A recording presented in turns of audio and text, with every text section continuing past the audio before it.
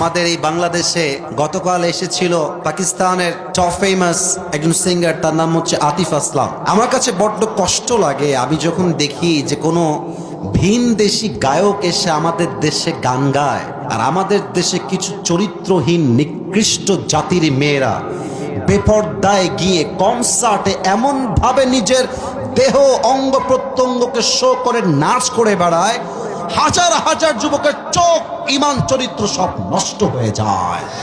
আচ্ছা, আপনি একটু ভাবেন তো, এই যে মেয়েটা আজকে রাত 1টার সময় 12টার সময় কনসার্টে গিয়ে গান করছে, নাচতেছে, এই কি কোনোদিন বিয়ে হবে না?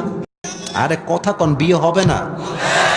এই যে ছেলে মেয়ে একসঙ্গে নাচতেছে, ছেলের গায়ের সঙ্গে মেয়ের গা লাগতেই আছে, এর চরিত্র কোথায়?